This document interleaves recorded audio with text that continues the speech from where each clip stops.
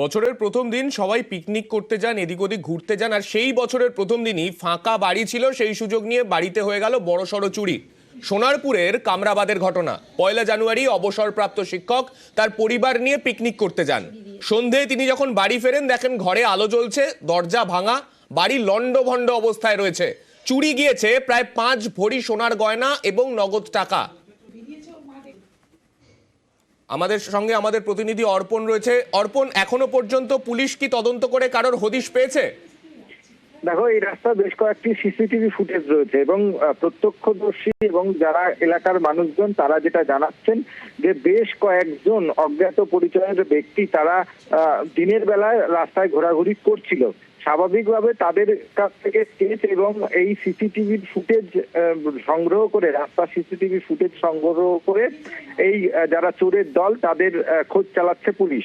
স্থানীয়ভাবে যতদূর জানা গিয়েছে সকাল ৮টার পর তারা বাড়ি থেকে বেরোন এবং সন্ধ্যায় তারা বাড়ি ফেরেন এবং এর মাঝেই দিনের বেলায় এই চুরি পিছনের দরজা ভেঙে তারা বাড়ির মধ্যে প্রবেশ করে।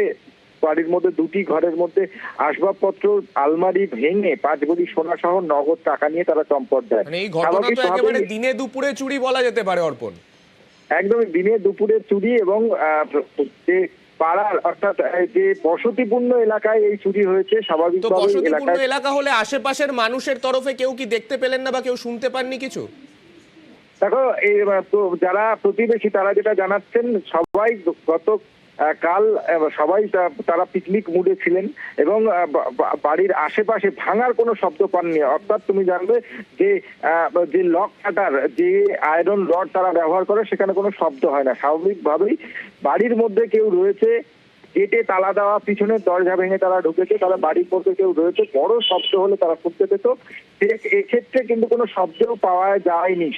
সন্ধ্যায় যখন পরিবারের লোকজন বাড়িতে ফিরেছেন তাদের কথা থেকে তারা জানতে পেরেছেন যে বাড়িতে চুরি হয়েছে। স্বাভাবিকভাবেই রাস্তার সিসিটিভি এই তদন্তের ক্ষেত্রে অনেকটাই সাহায্য করবে। পুলিশ সিসিটিভি ইতিমধ্যে সংগ্রহ করেছে, এলাকার মানুষের সঙ্গে কথা বলেছে, চোরের দলের খোঁজ চালাচ্ছে সোনারপুর থানার পুলিশ। ধন্যবাদ অর্পণ। এবং যেই ঘরে ঢুকেছি তখন দেখছি আমার শ্বশুর শাশুড়ির ঘরে সব দুটো আলমারি পুরো খোলা, এবং আমার ঘরে যেই ঢুকেছি সেখানেও দেখছি পুরো আলমারি খোলা, আর লকারের ভিতর যা ছিল সমস্ত পুরো সব ছড়ানো ছিটানো, এবং যা সোনাদানা ছিল এবং ২৫০০ টাকা ছিল নগদ, সেও নিয়ে চলে গিয়েছে।